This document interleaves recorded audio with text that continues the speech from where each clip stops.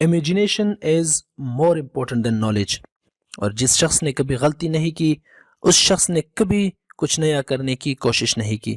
ایسا کہنا ہے دنیا کے عظیم سائنٹسٹ البرٹ آئنسٹائن کا، جنہوں نے اپنی تحقیق اور ایجادات سے اس دنیا میں ایک الگ مقام حاصل کیا. ان کے فارمولوں اور تحقیق کی وجہ سے انہیں فزکس کے نوبل پرائز سے بھی نوازا گیا. تو چلیے آج ان کے بچپن میں جا کے ان کو اچھی طرح سے اسٹڈی کرتے ہیں. البرٹ آئنسٹائن 14 مارچ 1879 کو جرمنی کے شہر اولم میں ایک یہودی خاندان میں پیدا ہوئے.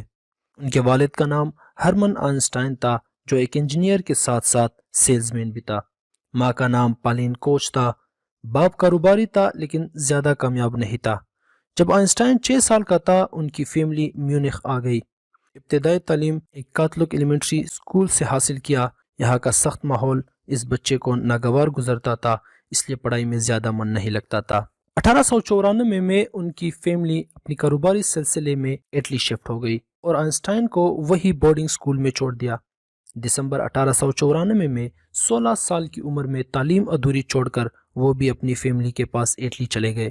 اکتوبر 1895 میں سوئٹزرلینڈ کے شہر زیورخ میں واقع یونیورسٹی ATH میں داخلے کا امتحان دیا لیکن ناکام رہا. پھر اگلے سال دوبارہ امتحان دے کر کامیاب ہو گیا. اگست 1900 میں امتحان ہوا جس میں ٹاپ 5 میں البرٹ آئنسٹائن کا 4تھا نمبر تھا.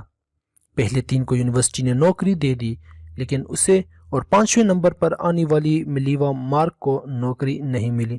ان دونوں کا آپس میں بہت میل جول تھا. ایک دوسرے کو خطوط بھی لکھتے تھے جن میں ان کے ذاتی معاملات کے علاوہ فزکس کے مسائل پر بھی بات ہوتی تھی. آئنسٹائن معاشی حالات خراب ہونے کی وجہ سے شادی نہیں کر سکتے تھے. جگہ جگہ ٹیچنگ کے لیے اپلائی کیا لیکن ناکام رہے. آخر کار جون 1902 میں ایک پیٹنٹ آفس میں ایز اے کلرک بھرتی ہوئے. 1901 میں سوئٹزرلینڈ کی شہریت بھی مل گئی تھی اور جون 1903 میں ملیوا سے شادی کر لی. پیٹنٹ آفس میں کام کر کے آئنسٹائن نے اپنی تحقیقات اور تجربات کا سلسلہ جاری رکھا اور آخر کار 1905 میں ایک ساتھ 4 مقالات یعنی تھیسس پیش کیے. Photo electric, Brownian motion, mass and energy equation, theory of relativity. ان تھیسز نے فزکس کی دنیا ہی بدل دی. 1906 میں زیورخ یونیورسٹی سے PhD کی ڈگری حاصل کی. ان کی تھیسز اور ان کی شہرت کی وجہ سے زیورخ یونیورسٹی نے اکتوبر 1909 میں ایسوسیٹ پروفیسر بنا دیا. 1910 میں پراگ یونیورسٹی سے پوری پروفیسری کی پیشکش ہوئی. 1911 میں پراگ یونیورسٹی چلا گیا اور پھر 1912 میں زیورخ یونیورسٹی میں واپس آ کر پورا پروفیسر لگ گیا. شہرت اور بڑی تو برلن یونیورسٹی سے ڈائریکٹری کی پیشکش ہوئی. 1914 میں واپس جرمنی چلا آیا. جرمن شہریت دوبارہ حاصل کی اور یہاں اس کی اپنی بیوی ملیوا مارک سے تعلقات بھی خراب ہوئے جو بعد میں بات طلاق تک پہنچ گئی اور 1918 کو البرٹ آئنسٹائن نے ملیوا کو طلاق دے دی. بہرحال 1914 میں پہلی جنگ عظیم شروع ہوئی جس کا آئنسٹائن کی تحقیقات پر کافی اثر پڑا. آئنسٹائن کی سب سے مشہور تھیوری آف ریلیٹیوٹی تھی مگر انہیں 1922 میں فوٹو الیکٹرک ایفیکٹ کو ایکسپلین کرنے پر نوبل پرائز ملا. آئنسٹائن کی وجہ شہرت ان کی تھیوری آف ریلیٹیوٹی ہے جس میں انہوں نے نیوٹن کے پرانے قوانین کو غلط ثابت کیا. نیوٹن کے مطابق کوئی جسم جس مرضی سپیڈ سے موو کرے اس کا ٹائم پر کوئی ایفیکٹ نہیں ہوتا اور نیوٹن کے مطابق ٹائم ایبسولوٹ ہوتا ہے. مگر آئنسٹائن نے اس نظریے کو غلط ثابت کیا. آئنسٹائن نے میتھمیٹیکل ایکویشن سے ثابت کیا کہ ایک جسم دوسرے جسم سے تیز چلتا ہے تو ان میں ٹائم کا فرق آ جاتا ہے. جو جسم تیز چلتا ہے اس کا وقت سلو چلتا ہے اور جب کوئی جسم روشنی کی سپیڈ سے موو کرتا ہے تو وقت رک جاتا ہے.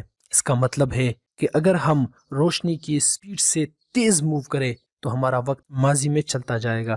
1933 میں جرمنی میں ہٹلر کی حکومت آنے کے بعد جب یہودیوں پر سختیاں شروع ہوئی تو آئنسٹائن جرمنی سے امریکہ منتقل ہوئے. امریکہ آنے کے بعد آئنسٹائن کو بہت پذیرائی ملی. وہاں اسے کھل کر سائنسی تحقیقات کا موقع ملا. صرف 2 سال میں اسے امریکہ کی شہریت دے دی گئی. دوسری جنگ عظیم کے دوران اس نے نیوی بیسڈ ویپن سسٹم میں کام کیا. اس جنگ عظیم میں جہاں ایک طرف امریکہ، برطانیہ اور دوسرے کئی ممالک اتحادی تھے تو دوسری طرف صرف جاپان اور جرمنی تھے. اس کے باوجود جاپان اور جرمنی کا پلڑا بھاری تھا. البرٹ آئنسٹائن نے اس وقت کے امریکی صدر فرینکلن ڈی روزویلٹ کو خط لکھا کہ ہمیں ڈر ہے کہ کہیں جاپان ہم سے پہلے ایٹم بم نہ بنا پائے، اس لیے ہمیں بھی ان سے پہلے ایٹم بم بنانا چاہیے. لیکن اس نے نیوکلیر فیوژن کو بطور ہتھیار استعمال کرنے کی عام طور پر مذمت کی۔ چنانچہ انہی کی مدد سے امریکہ اس قابل بنا کہ وہ ایٹم بم بنا سکے، اور پھر وہی ایٹم بم 1945 میں جاپانی شہروں ہیروشیما اور ناگاساکی پر پھینکا گیا۔ 1952 میں اسے اسرائیل کے صدر کا عہدہ پیش کیا گیا، لیکن انہوں نے یہ کہہ کر منع کیا کہ سیاست نہ اس کا کام ہے اور نہ انہیں اس کا کوئی تجربہ ہے۔ البرٹ آئنسٹائن نے 300 سے زیادہ سائنٹیفک اور 150 سے زیادہ نان سائنٹیفک پیپرز پبلش کیے ہیں۔ ان کی دلچسپ سبجیکٹ لائٹ تھی اور ساری زندگی اس پر تحقیق کرتے رہے، یہاں تک کہ 76 سال کی عمر میں 18 اپریل 1955 کو اس دنیا فانی سے کوچ کر گئے۔